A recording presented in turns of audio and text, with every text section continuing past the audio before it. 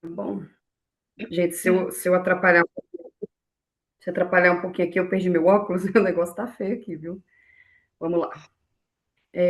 Atos 8, 2 a 40. Eu vou ler na versão NVT, tá? Tá me ouvindo? Tá. Alguns homens devotos vieram e com grande tristeza sepultaram Estevão.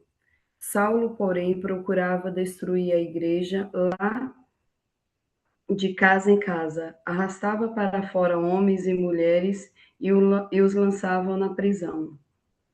Os que haviam sido dispersos, porém, anunciavam de boas novas a respeito de Jesus por onde quer que fosse. Filipe foi para a cidade de Samaria e ali falou ao povo sobre o Cristo. Quando as multidões ouviram sua mensagem e viram os sinais que eles realizavam, deram, deram total atenção às suas palavras. Muitos espíritos impuros eram expulsos e aos gritos deixavam suas vítimas, e muitos paralíticos e aleijados eram curados. Por isso houve grande alegria naquela cidade. Um homem chamado Simão praticava feitiçaria ali havia alguns anos. Ele deixava o povo de Samaria admirado e afirmava ser alguém importante. Todos, dos mais simples aos mais importantes, se referiam a ele como o grande poder de Deus. Ouviam-no com atenção, pois durante muito tempo os tinham deixado admirados com sua magia. No entanto, Filipe lhes levou a mensagem sobre as boas novas do reino de Deus e sobre o nome de Jesus Cristo. Eles creram e, como resultado, muitos homens e mulheres foram batizados. O próprio Simão creu e foi batizado. Começou a seguir Filipe por toda parte, admirando-se de sinais e milagres que ele realizava. Quando os apóstolos em Jerusalém souberam que o povo de Samaria havia aceitado a mensagem de Deus, enviaram para lá Pedro e João. Assim que os dois chegaram, oraram para que aqueles convertidos recebessem o Espírito Santo, pois apesar de terem sido batizados em nome de Jesus, em nome do Senhor Jesus, o Espírito Santo ainda não havia descido sobre nenhum deles. Então Pedro e João impuseram as mãos sobre eles e receberam o Espírito Santo. Simão viu que as pessoas recebiam o Espírito quando os apóstolos impunham as mãos sobre eles. Então ofereceu-lhe dinheiro, dizendo: Dê-me este poder também, para que quando eu impuser as mãos sobre as pessoas, elas recebam o Espírito Santo. Pedro, porém, respondeu: Que seu dinheiro seja destruído com você, ou imaginar que o dom de Deus pode ser comprado. Você não tem parte nem direito neste ministério, pois seu coração não é justo diante de Deus. Arrependa-se de uma maldade e ore ao Senhor. Talvez ele perdoe esses seus maus pensamentos. Pois vejo que você está cheio de amargura, inveja e é prisioneiro do pecado.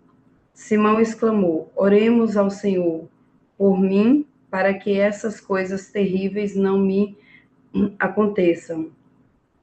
Depois de terem testemunhado e proclamado a palavra do Senhor em Samaria, Pedro e João voltaram a Jerusalém.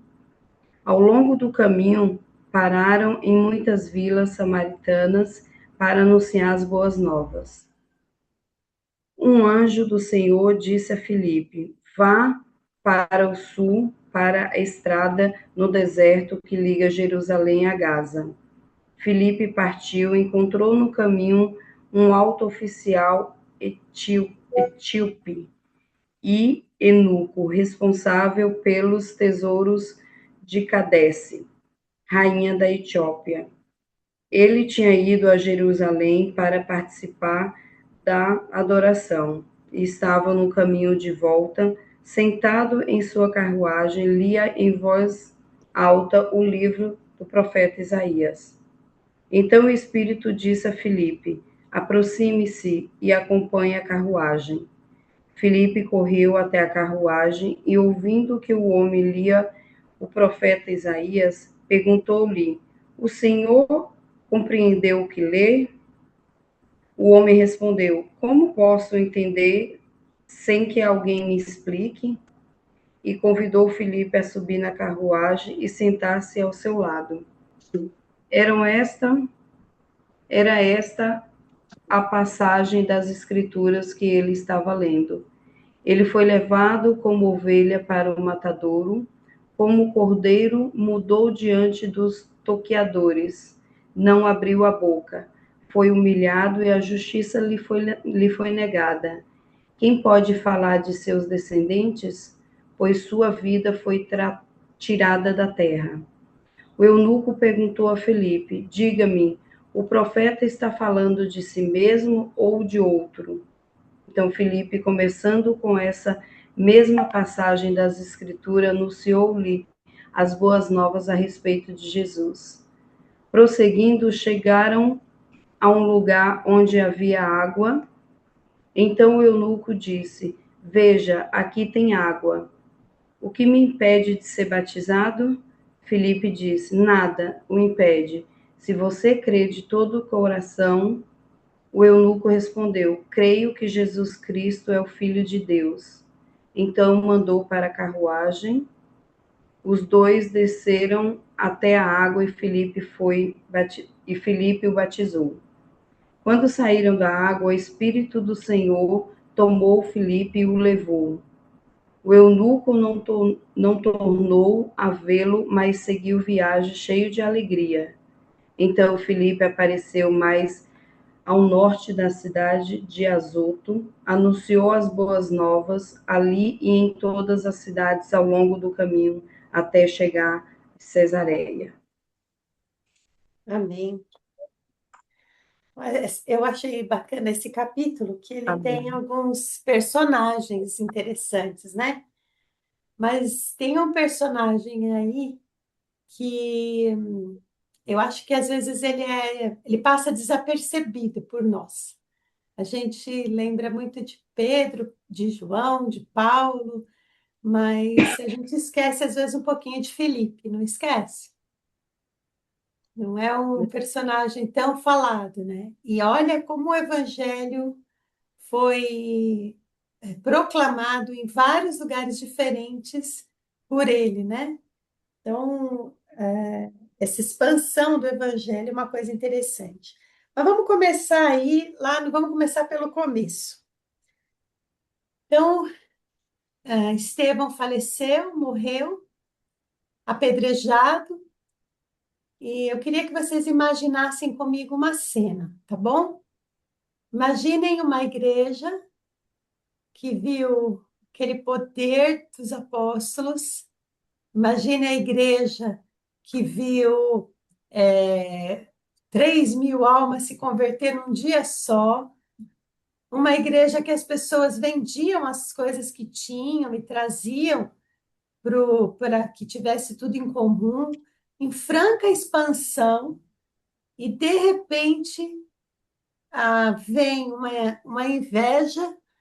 Estevão, que era um homem super querido nessa igreja, como a gente viu na semana passada, né? Um diácono abençoado, é apedrejado e essa igreja passa a ser perseguida fortemente. Se vocês participassem dessa igreja, qual seria a sensação de vocês neste momento, né?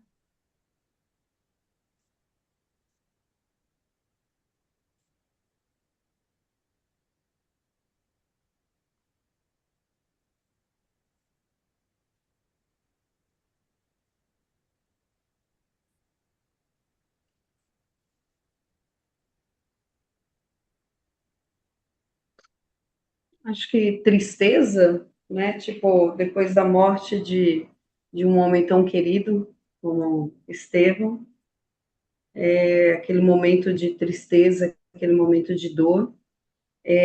Mas eu até anotei aqui, eu ontem estava procurando alguma pregação que falasse sobre esse tema, e, e foi até uma do pastor André Fernandes, né? E ele fala assim: depois da morte de Estevão, a igreja começa a sofrer perseguição, os discípulos são espalhados, mas em vez do evangelho parar, ele espalha mais ainda. Então, eu acho que independente da dor, do sofrimento, da tristeza, eles soubem fazer o ID, né? Levar o evangelho. É. Eu queria que vocês pensassem vocês como membro dessa igreja, sabe? Naquele momento. A gente sabe depois o que aconteceu, mas qual a sensação que vem para vocês se vocês fossem lá, mulheres do século I, que viram tantos sinais, né? Que sensação vocês teriam?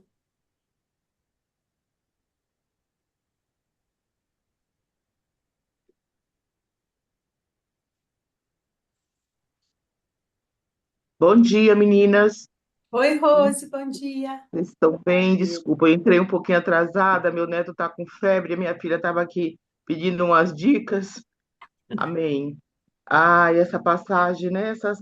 7 e 8 de Atos, aliás, o livro todo de Atos é maravilhoso, né? Nossa, como nos sentiria? Como se sentir numa igreja, inserida numa igreja dessa, né? A certeza do agir de Deus, é claro, ali na vida, né, das pessoas, através de Estevão, através de Pedro, dos discípulos. Me sentiria muito feliz, muito bem, e procuraria, sim, cada dia mais me encher desse amor, aprender com esses homens, com esse povo, né? E a certeza de que é Jesus. Jesus é o caminho, não podemos ter dúvida disso, né? A convicção que esse povo tinha, né? Como Estevão deu o exemplo, e aí em seguida veio Paulo, que eu até no estudo passado esqueci de concluir, ali a entrada de Paulo na história, né? Que é muito lindo, como tudo acontece, de perseguidor, Paulo passa a ser perseguido, né? De perseguidor, ele passa a ser perseguido. E aí a gente vê o trabalhar de Deus, né, na vida das pessoas. E que a palavra tem que ser falada assim. Quantas pessoas, ouvindo isso, né, se converteram, né, entenderam e abriram o coração. A gente vê aqui pela vida do eunuco. Muitas vezes as pessoas não compreendem como ele estava ali lendo a palavra, mas não estava entendendo, né? Mas aí que bom que teve Felipe e que explicou da forma, né, que explicou, porque ali já tinha uma sede no coração daquele eunuco de entregar a vida dele para Jesus, Eu vou né? E ele interromper você um pouquinho, Rose, porque eu tá. acho que vocês não entenderam o que eu perguntei. Ai, desculpa. Eu queria que a gente se despisse agora da nossa. Ai, tudo vai ficar bem. Ah, se despisse disso e fosse nesse momento só humanas, sem esse nosso evangeliquez, sem essas nossas teorias de que tudo tem que ficar bem. Eu queria que vocês agora se inserissem numa igreja em que estava em franca expansão, estava tudo indo bem, e de repente começa uma perseguição terrível. O nome da igreja sai na mídia, brincando, né? Mas sai na mídia, o povo começa a ser perseguido, um dos líderes super importantes da igreja é morto, né? Será que eu estaria tudo bem? Porque eu não estou vendo o futuro, eu estou enxergando aquele momento da perseguição. É lá nesse momento que eu queria que vocês se vissem. Será que está tudo bem? Medrosa do jeito que eu sou, a primeira coisa que eu pensei foi morrendo de medo, debaixo da mesa. Medo. O que mais? Aí agora eu comecei a, né? A Fabi falou Ah, tristeza, sim, sim, desculpa, entendi sim. Não, sem dúvida. Medo, incertezas, né? Desesperança, né? E agora? desesperança. E Muitos agora? poderiam dizer assim, Muitos cadê Deus poderiam. nisso? Eu parei, como Pedro mesmo, né? Chegou um momento que Pedro quis parar, ele sendo Pedro, ele sendo quem estava ali, realmente seria isso mesmo. Acho que seria essa sensação, De né? tristeza, De, de de medo. tristeza. Fala, Jane. Então, a sensação de medo é iminente, né? Porque chegou ao ponto de morrer uma pessoa. Aí, aqui no versículo 1, diz que todos foram discípulos, exceto os apóstolos. Então, eu acho que eu estaria com muito medo, mas com uma pontinha de esperança, porque os apóstolos ficaram, né? Então, ali, fala, puxa vida, né? Vou fugir, mas eu tenho a esperança de que alguém ficou, ou até mesmo ficar por conta que os apóstolos ficaram, né? E aí surgia a pontinha da esperança. Aí eu não sei, mencionar o tamanho da esperança e tal, mas ali ficou uma sementinha de esperança porque eles ficaram, né? Amém. A Dilsa falou aqui que ela estaria com medo, né? E como é que ela saberia se aquilo ia avançar mesmo? Se aquilo era de Deus mesmo? A Adriana disse que estaria escondida, né? Então, as nossas igrejas hoje passam por esse tipo de luta, um pastor morre, um, tem uma pregação lá, às vezes, que degrada a imagem da igreja, entra lá na internet, e a gente é de que tipo de time? A gente é do time que foge, que perde a esperança. A gente é do tipo que fala, puxa, eu era dessa igreja, mas agora não põe mais o pé aqui. A gente abandona o barco. Eu quero. A igreja da Fabi passou por uma luta dessa, né, Fabi? Eu vou mudar de nome de igreja, vou botar outro nome, porque eu não quero ver meu nome associado com daqueles irmãos. Sim, Né? sim, teve A muitos que igreja, mudaram.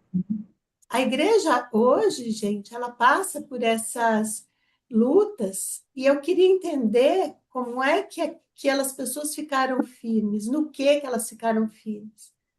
Porque é um momento aqui de muito medo, de muita desesperança. É um momento que eu tenho certeza que muitos daqueles que estavam lá entregando as coisas perguntaram: será que esse negócio é de Deus mesmo? Então, eu acho que a Será? pergunta que vem é exatamente essa, é também por que Deus permitiu isso, né? Porque Deus permitiu? Se esse negócio fosse de Deus mesmo, será que não estaria tudo bem? Não estaria tudo Agora, perfeitinho? A por outro, firmeza foi na esperança de que tudo aquilo que Jesus falou era verdade, porque tivemos uma experiência com Deus. Não é possível se Deus existe. É na esperança. Eu imagino que estou me imaginando na cena, me conheço, eu sei que medo é um negócio que sempre está me rondando, né? Não sou nada corajosa, mas a coragem que eu tenho vem da esperança em Cristo, de tudo, de que o Deus é verdadeiro, aquele Jesus que andou comigo, né, que eu andei com ele, não. Jesus é real, eu estive com ele, né? É o que eu imagino se eu estivesse lá. A firmeza seria na esperança, na fé. É. Os que tiveram com Jesus, né? Porque muitos se converteram depois que Jesus foi assunto aos céus. Né? Você ia falar, Mara? então, eu ia só dizer que eu concordo plenamente com tudo isso, mas eu queria só contar uma pequena experiência que a gente, claro que na dimensão é muito menos que isso, mas quando eu li o texto, o que me veio na memória é aquela paixão, aquela coisa do primeiro amor, quando você acabou de se converter, que você quer falar para todo mundo e você, né? E a gente fica tão empolgado que você não deixa, né? Você não perde nenhuma oportunidade, porque você está super empolgada com tudo que você está vivendo.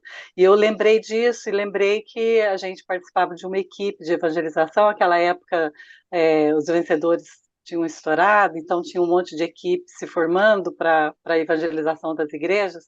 E lá na minha cidade, assim, a gente foi muito perseguido, porque os presbíteros não aceitavam, eles não gostavam de violão, de contrabaixo, imagina, né? A gente tinha um contrabalde, não era nem contrabaixo, era um contrabalde que a gente usava, e, e a gente foi muito perseguido. E eu lembro que isso nos fortalecia, assim, você falava, né, eu acho que a Rose falou que, nossa, eu ia ficar feliz de estar sendo perseguida, claro que é uma perseguição diferente dessa, que não chegava, né, a esse ponto, né, de ameaçar a vida, mas eles não deixavam a gente cantar, eles não deixavam a gente cantar nas praças, então foi uma coisa muito que nos deixou atemorizados, sim, mas nos fortalecia mais ainda. Aí a gente queria fazer mais, né? A gente queria falar mais, porque eu falava, acho que a gente está, se a gente está incomodando, acho que a gente tem que orar e pedir para Deus abrir outros caminhos. Então, eu acho que tem as duas coisas também, né? Assim, esse fogo do primeiro amor, ele faz as pessoas se moverem, né? Então eles não deixaram de falar porque era uma coisa que era o principal naquele momento, né? É. E por que que Deus permitiu? Aí agora a Rose vai responder para mim, hein, Rose? Por que que Deus permitiu que eles passassem por isso? Porque Deus, ele pode tudo, ele permite tudo, né? A gente só precisa entender, compreender e aceitar, porque ele é o dono de tudo, ele é o criador e ele permite. E às vezes ele permite, às vezes não, sempre. Eu acredito que é tudo isso para provar a nossa fé, para ver realmente até onde que a nossa fé está inserida, até onde que a nossa fé vai, até onde a gente é capaz de suportar. Porque a gente tem o exemplo aí do próprio Jesus, claro que estamos longe de nos comparar com ele, né? Mas nós fomos criados à imagem e semelhança do Senhor, nesse sentido também, né? De, de ter essa fé, essa confiança. Então, eu acredito assim. Eu concordo plenamente com você. Mas lá, historicamente pensando, o que que aconteceu? Eu falei você porque você já tinha falado. O que que aconteceu por causa dessa perseguição? A igreja Eu, se espalhou. isso É se isso. espalhou. De imediato foi essa ação, né? Foi essa reação, devido ao Isso. medo, devido à insegurança, realmente a igreja se espalhou. Mas Será eu que aqueles homens iriam para Samaria se tivesse tudo bem em Jerusalém? Ah, não ia acredito que ser. não. Não, Não ia isso mesmo. não ia Não mesmo. ia. Samaria ia ser a última. Ninguém gostava do Imagina. samaritano, né? Perder tempo com o samaritano? Ah, Né? Passou por Samaria. Jesus tinha deixado já uma semente lá em Samaria, né? E precisava ir para Samaria. Só que estava tudo bem, estava aquela igreja crescendo. Eu ia dizer, ainda tem muito judeu aqui em Jerusalém para ser convertido. Eu ia ficar de boa, né? Ó, os vencedores por Cristo, Mara, você ouve coisas deles até hoje? opa. Né? E a das pregações dos pastores que os perseguiram? Você tem notícia? Estão entendendo? Ai, ai, Estão entendendo por que que Deus exatamente. permite? E olhar para a igreja em Atos nos faz refletir sobre isso. Quem são os vencedores por Cristo hoje? Quem aqui conhece vencedores por Cristo? Né? Impossível, né, gente? A Fabi Impossível não talvez não tenha, conhecer, né? a Fabi talvez não tenha levantado a mão, mas se a gente cantar dois hinos aqui, ela vai saber quem são. Eles têm É, duas, exatamente. Podem até não saber que é vencedores, mas cantam, né? A gente canta tudo que eles fazem até hoje, né? várias músicas Fizeram, que a né? gente canta, né? E quem Judite, perseguiu. Desculpa, Fabi, fala. Teve duas frases na pregação do André Fernandes que eu achei, uma é bem clichê, a gente conhece, mas é real, né? Que ele fala, que eu anotei aqui, a fé não é ausência de tristeza, e ele falou, a perseguição não mudou o lugar deles, mudou o lugar deles, mas não mudou a fé deles. Eu achei bem interessante. Eu poderia até complementar dizendo que a perseguição levou-os para o lugar deles, Para o para lugar o É deles. lugar que verdade. eles tinham que É. ir.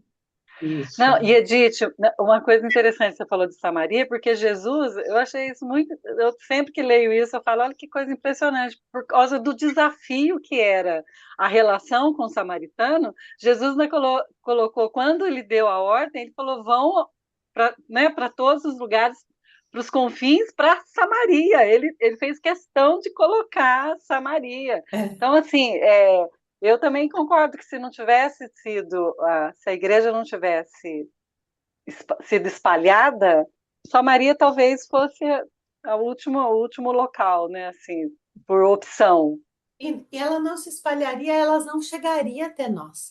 Quando a Rose disse que Deus faz o que ele quer, que ele é soberano e ele é soberano, é disso que a Rose estava falando. Deus coloca a igreja no lugar em que ele quer e as pessoas que são fiéis e obedientes no lugar em que ele quer. Só que às vezes as pessoas não estão entendendo o lugar que ele quer, né? Às vezes a gente fala, nossa, mas esse ministério é muito abençoado, esse ministério não sei o quê. E a gente se apega ao ministério e não a Cristo, né? O importante, que eu acho super importante nessa história, é a gente não se juntar à galera do falar mal e à galera da destruição. Puxa vida, eu era daquela igreja, mas Deus me livre aquilo, não sei, eu devia estar cego. E começa a falar mal dos irmãos, e começa a falar mal do pastor, e começa a falar mal do ministério, que às vezes levou você a ser convertido, né? Isso é completamente reprovável. Essas pessoas não são as que ficam, né? E eu não estou falando aqui do ficam no ministério, aquelas que ficam com Cristo. São aquelas que são levadas por vento de doutrina. Irmãos, irmãs, as igrejas sofrem perseguição. Isso é fato. Edith, você Igreja me, quebra, igreja acontece isso, né? Fala, Fabi. você me fez lembrar quando aconteceu tudo isso na nossa igreja, uma frase que você me falou que eu não esqueço nunca. Todo esse auê, sai, não sai, apesar que, graças a Deus, eu não tive esse pensamento, mas que mexe, mexe, né? E você falou assim para mim, que tenha sido, quantas vidas, né, esse cara pregando, ele salvou, mas assim, independente, foi a sua, tipo assim, por sua vida, e é real, né?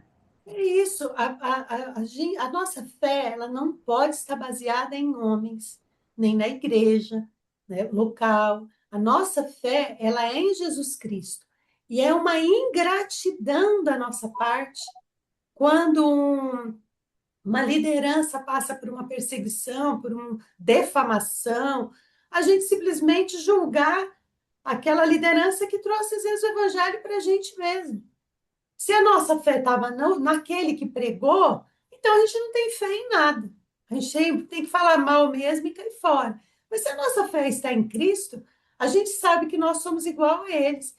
Caímos, erramos, pecamos igual a eles. E se ele caiu, a Bíblia não diz que é para a gente ir na internet e falar mal da igreja. Pelo contrário, a Bíblia diz que vai, acolhe o seu irmão, fala, cara, você errou, você pisou na bola. Se o irmão falar, se confessar e falar, pisei mesmo, você ganhou o seu irmão. Olha que coisa linda isso, né?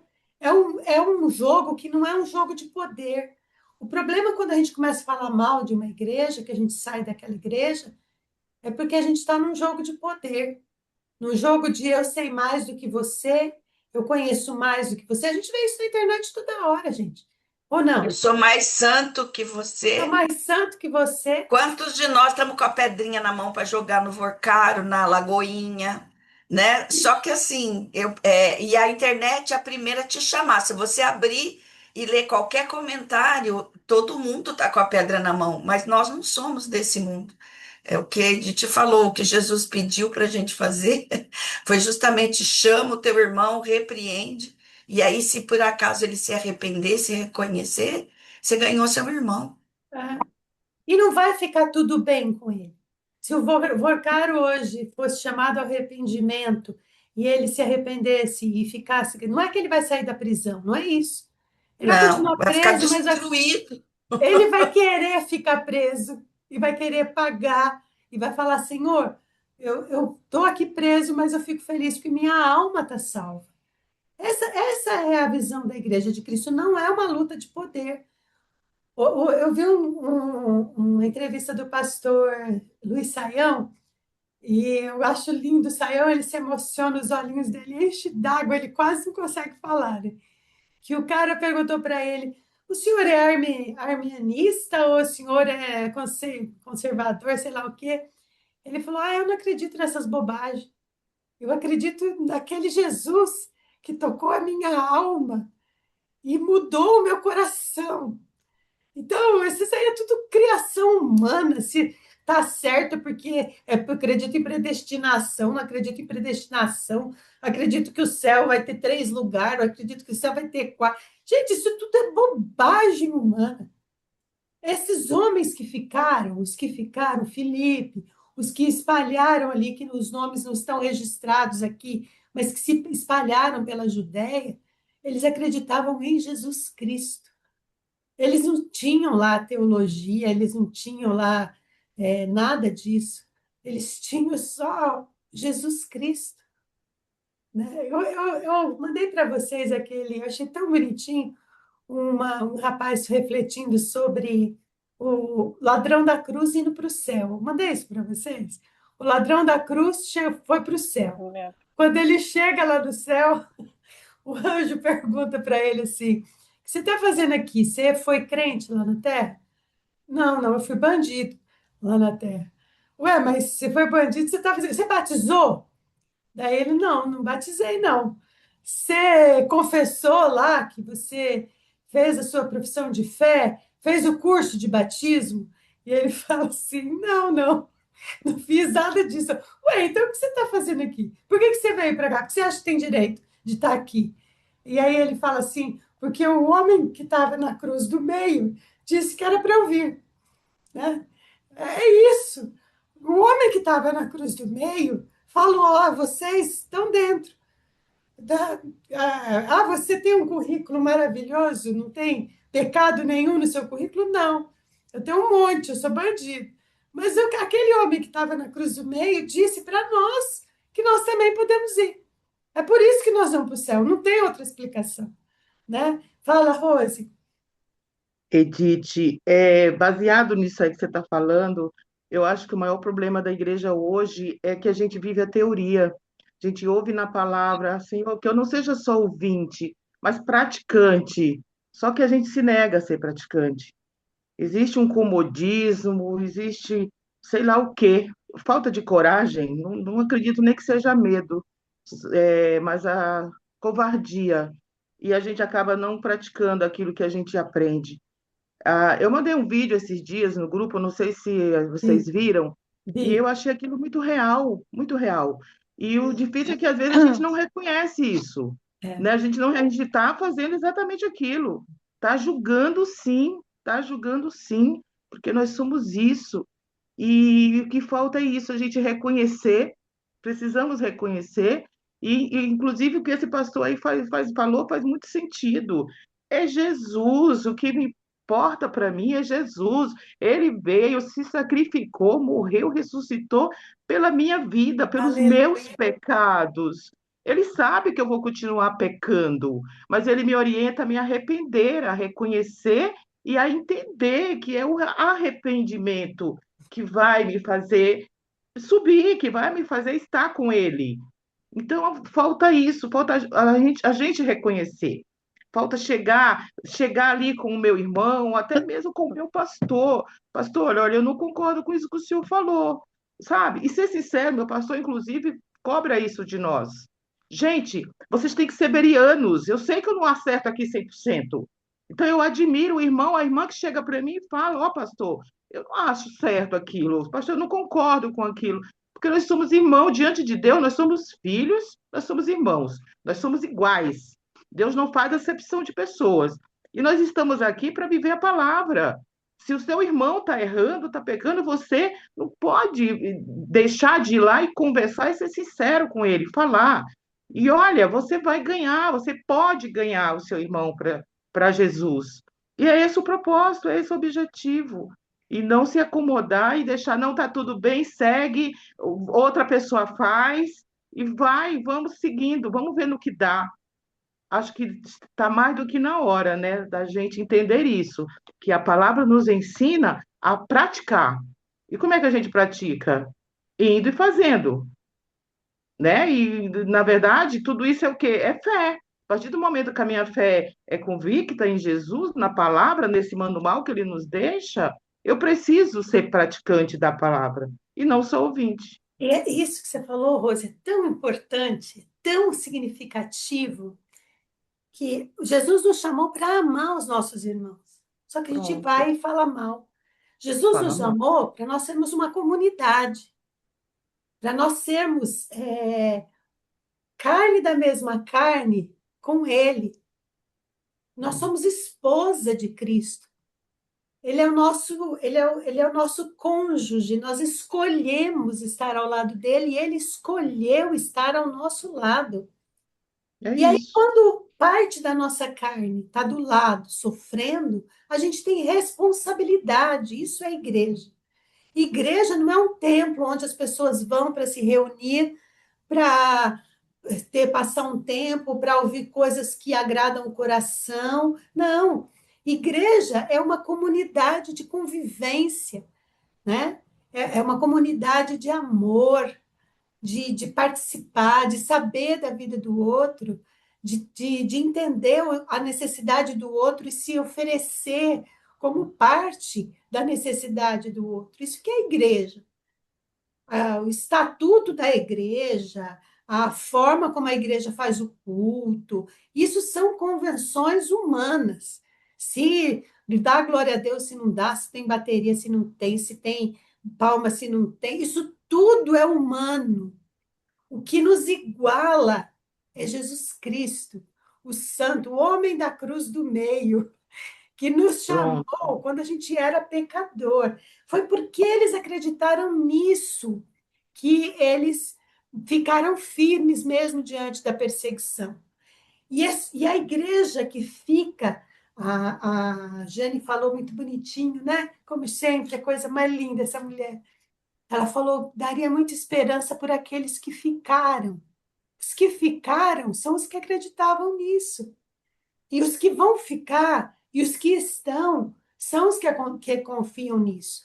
Os que não confiam nisso, quando vem a perseguição, dão linha, abandonam os irmãos, sabe? Dão linha. Nossa, eu não quero estar com isso, não, sabe? É isso. O Felipe o Felipe não ficou. Podia ter falado, ó, o Felipe não foi corajoso, né? Que ele não ficou lá em Jerusalém. Ele foi para Samaria. Mas quando ele chegou lá em Samaria, o que ele foi fazer?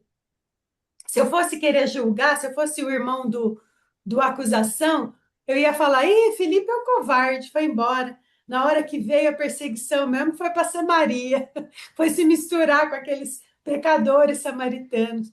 Não, plano de Deus, eu tenho que ter essa visão de que aquilo foi plano de Deus. Ele foi, pregou. Quantos milagres foram feitos em Samaria? Foi feito mais milagre em Samaria pela vida de Filipe do que quando Jesus esteve lá. Olha para vocês verem. Jesus fez mais milagres através da vida de Filipe do que Jesus fez pessoalmente em Samaria. E muitas pessoas se converteram. Dentre elas, o que se destaca aí é o Simão. Outra coisa que aparece na igreja. Pensa lá na igreja de vocês. Se não aparece um Simão que quer ter poder, que aceitou Jesus, que foi batizado, mas que anda atrás de Filipe, que nem perseguindo ali, não, eu sou o grande, eu sou o cara importante, ó, eu sou vice-presidente da igreja, eu sou líder com o pastor. Vocês conhecem gente assim, não? Dentro da igreja? Ou Né? Ou eu sou pastor, tem uns que são pastores também, né? E aí começa a vir essa onda na igreja, e os apóstolos ouvem, olha que interessante, os que ficaram em Jerusalém, ouvem o que está acontecendo em Samaria. E aí Pedro e João são enviados para lá. Vão lá para ver se o que está acontecendo lá é de Deus mesmo ou não. E eles chegam lá e eles veem que o que está acontecendo é de Deus. Eles oram o Espírito Santo para que o Espírito Santo venha sobre aquela igreja, porque aquela igreja também não iria crescer se não tivesse a presença do Espírito Santo ali. E aí Simão pede o quê?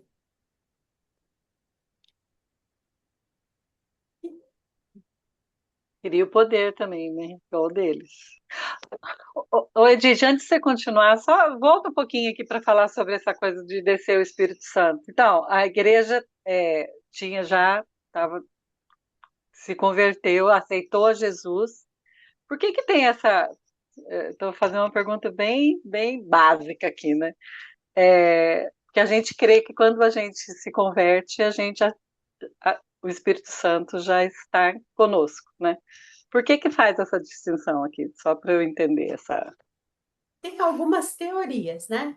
Uma delas é que naquela época a igreja precisava, a entrada do Espírito Santo precisava vir por meio dos apóstolos, né? Então vinha depois que o evangelho se espalha, o Espírito Santo passa a fazer parte das pessoas que se convertem, né? Tem outra teoria que diz que não, que ser batizado e crer não significa ter a presença do Espírito Santo, né? Alguns associam, e eu até, de certa forma, acredito nisso, sabe? Assim, não em todos os aspectos, mas em alguns aspectos. Uma coisa interessante, vocês sabem da minha questão com o dom de línguas, né? Uma das questões que eu vi em relação a esse texto, que foi um texto que me chamou muita atenção naquela época, foi que aqui não se manifesta o Espírito Santo através dos dons de língua. Não fala aqui que eles foram batizados com o Espírito Santo e falaram em outras línguas. Então, não daria para estar associada a presença do Espírito Santo com o dom de línguas, né? Eu vou dizer da minha vida agora para você, daí não é teoria, é a minha experiência, né? Eu me converti muito nova e eu trabalhei bastante tempo na igreja, mas eu trabalhei, eu acho que de uma maneira, como é que eu vou dizer para você? Sem a presença do Espírito Santo completamente na minha vida, sem ter essa sensibilidade para o Espírito, para ouvir a voz do Espírito. Eu acho que isso aconteceu com o tempo. Eu fui aprendendo a ouvir o Espírito, eu fui aprender a orar, que eu não sabia, fui aprender a ler a Bíblia por devoção e não por estudo, né? Então, eu não sei, eu acho que esse texto é um texto difícil de ministrar sobre ele. Eu poderia te dizer do meu testemunho. O meu testemunho é que um dado momento da minha vida mudou uma chave. E quando mudou aquela chave, eu tinha plena convicção de que era o recebimento do Espírito Santo na minha vida. Sabe? Antes eu fazia por imitação, sabe, como humano, mas naquele momento mudou algo dentro de mim e eu comecei a fazer pela voz do Espírito que está dentro de mim, né? Então, eu entendo que seria isso. Agora, não sei se eu respondi sua pergunta, Oi, né? Edith. Ô, Mara, eu posso te confundir? Que eu não Opa! vim para explicar. Eu e a Edith somos filhas de pastor pentecostal. Não sei se tem mais alguém aqui. Então, essa questão Opa! aí essa questão do Espírito Santo, principalmente a hora que a gente se converte, é meio que um tormento. No caso da Edith, não, mas para mim foi. Porque meu pai não aceitava ter uma filha batista. porque eu era morna e nossa, eu tive altas discussões com meu pai, tadinho, novo na fé, ainda cheio da vontade, né, de ser correto mais com a doutrina da igreja do que com a doutrina bíblica, né, pela fé que ele abraçou. Claro que essa maturidade só tem hoje, na época foi quebra-pau mesmo, né? Foi quebra-pau feio. Mas o que que acontece? Eu tinha dificuldade com o Espírito Santo até pouco tempo. E o que que eu entendo? Eu recebi o Espírito Santo quando eu criei. Porque a gente não diz que Senhor, a Bíblia diz isso, né? Se não foi o próprio Deus que nos revelou. O problema é que eu passo uma vida inteira lutando com a minha submissão ao Espírito Santo de Deus. Porque ele me dirige, ele me aponta, ele me confronta. Mas eu não ouço, abafo a voz dele. Eu, quando, aos 23 anos que eu me separei, eu escondi a Bíblia de mim. Porque eu sabia que o divórcio, né, era condenado. Eu não queria ler nada a respeito, eu tirei a Bíblia da minha frente. Assim eu não lia, assim eu não sabia. Então, essa nossa rebeldia de não querer estar submisso, porque o Espírito Santo vai te confrontar o tempo inteiro. Só que aí, como você não quer ser confrontado, você finge que ele não existe e vai vivendo a sua vidinha mais ou menos, até que Deus te confronta de um jeito que ele te pega e você não tem como negar. E quem faz isso é o Espírito Santo. Ele continua te convencendo, só que tem uma hora que ele fala assim: chega de se rebelar, bebê. Tá difícil para você, você não tá vendo, não? E aí, a hora que a gente se submete a ele, você começa a ter uma vida de acordo com a fé que você tem. O problema é que você você sabe que Deus te convenceu do pecado, do juízo e da justiça. Você morre de medo da justiça de Deus, mas não quer ser obediente à voz do Espírito. Isso não explica nada do que você perguntou, mas é a minha experiência. A ação do Espírito Santo na Especifique o igreja, seu problema. a ação do Espírito Santo da igreja, ela sempre tem o dom, por exemplo, a manifestação mais próxima do Espírito Santo são os dons, não é? Não dá para a gente falar que a gente tem a presença do Espírito Santo se em nós não é manifesto nenhum dom do Espírito e a gente não tem nenhum fruto, né? O fruto não é uma alma que você ganhou para Cristo, não, isso aí é coisa de Cristo. O fruto é seu proceder em relação àquilo que você acredita, né? Vamos supor que hoje está sol, mas vamos supor que vocês acreditem firmemente que vai chover e vocês vão andar a pé. O que vocês vão levar? Guarda-chuva.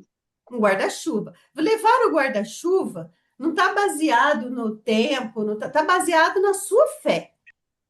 Isso é a fé, né? Se você crê firmemente que Jesus morreu por você, que você está no céu, que você foi chamada, resgatada daquele lamaçal de pecado para ser cidadã do céu, é exatamente o que a Rose disse. Você tem que viver de maneira coerente com aquilo que você crê.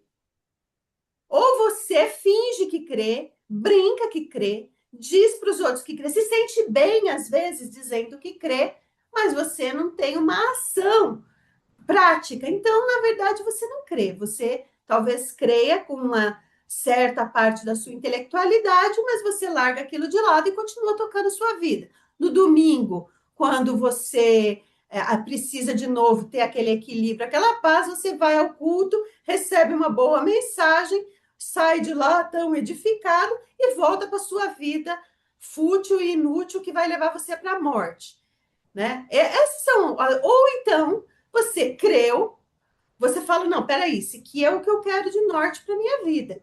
Então eu vou andar conforme o Espírito vai me conduzir. E como é que o Espírito vai me conduzir? Ele vai botar uma pessoa do meu lado, eu vou entender o que eu tenho que fazer por aquela pessoa. Se eu tiver dúvida, eu vou orar.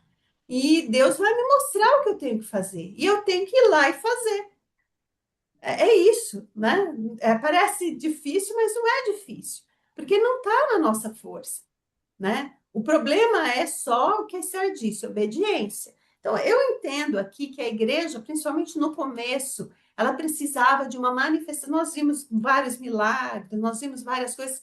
Ela precisava de uma manifestação contundente do que é ser parte do Espírito. Então, acho que quando quando Pedro e João ora e aquelas pessoas recebem, elas recebem esse discernimento, porque eles creram com a mente, mas agora eles estão crendo no poder do Espírito Santo, né?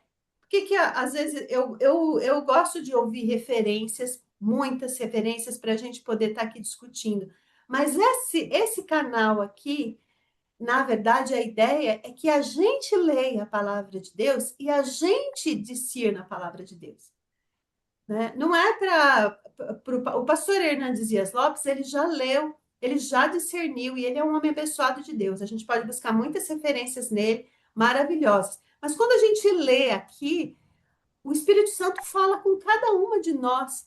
E a mesma capacidade que o Espírito Santo deu para o pastor Hernandes, ele dá para nós, para que a gente entenda o texto, né? A gente tem isso dentro de nós temos a mente de Cristo. O apóstolo Paulo fala isso em Coríntios, nós temos a mente de Cristo. A mente de Cristo habita conosco. Como é que a gente é incapaz de ler um texto e ficar na nossa religiosidade lá superior, julgando o texto? Não, a gente se envolve. Peraí, o que aconteceu aqui? O que está acontecendo com a minha igreja hoje? Esse que é o gostoso desse lugar. É tirar a gente daquela nossa crendice, que fala, vai na igreja, ouve, se sente tocado, mas quando chega na segunda-feira não consegue acolher alguém que está precisando, não consegue se doer com a dor de alguém e larga a dor para lá. A vida não condiz, exatamente o que a Rose disse, não, a vida nossa, da segunda-feira, da terça, da quarta, da quinta até o sábado, ela tem que testemunhar muito mais do que a vida do domingo. O Edith, Oi, filha. essa tua fala confirma, quarta-feira aqui na célula, a gente estava falando exatamente disso, a Graça, minha líder, ela falou isso, né, do que Deus derrama sobre cada um, né, que a gente tem isso exatamente como você falou, do pastor Hernandes. E aí ela falou uma coisa, é verdade, ela falou assim, mas é o buscar.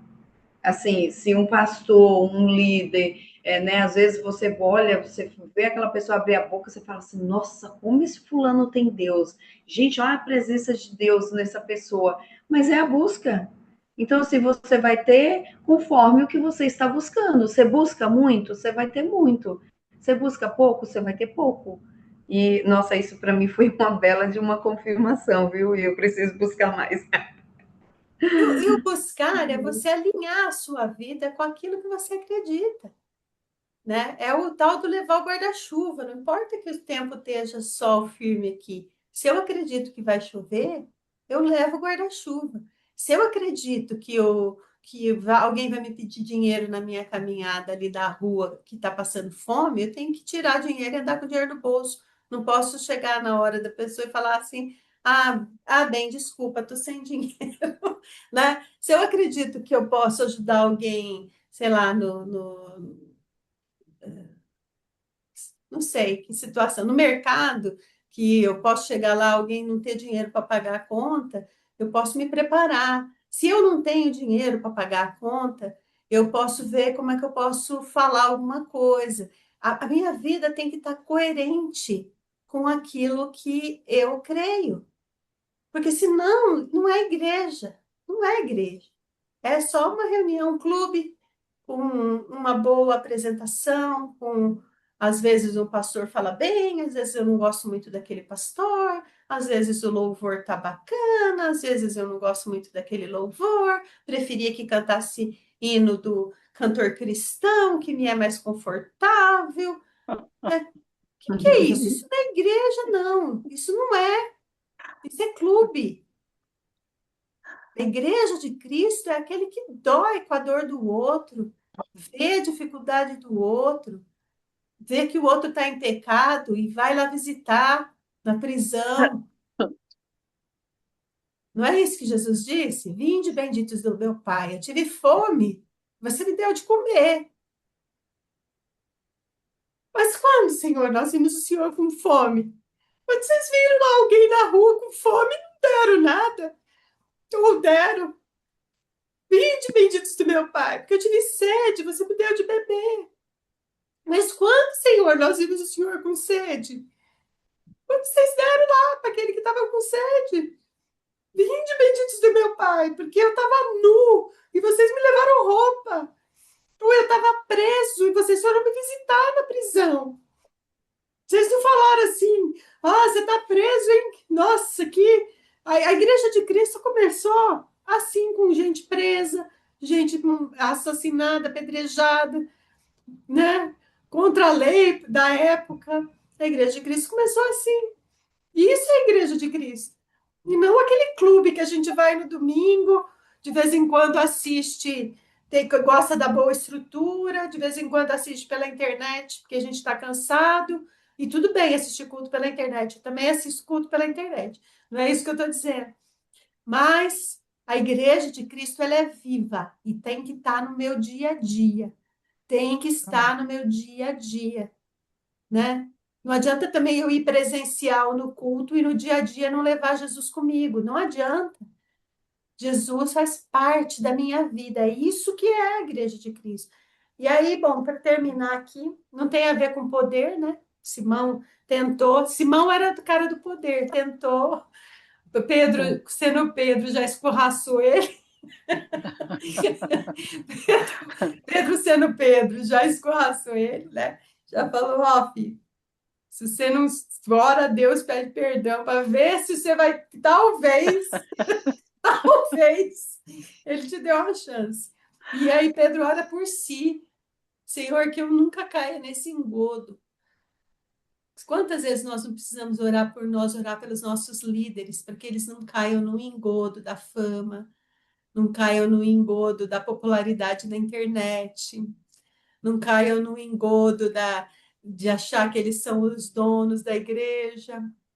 A gente tem que orar pela nossa liderança, a gente tem que orar firmemente, e a gente, quando precisar, dá um toque às vezes neles, fala, presta atenção, irmão, presta atenção aí, ó, né? E quando alguém vier falar com você, né? Edith, olha o que você está fazendo.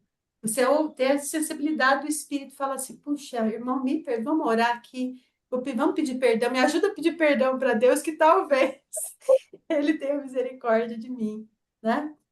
Bom, a gente já passou bastante do tempo, mas só para deixar, a Rose já falou do Filipe e do eunuco também.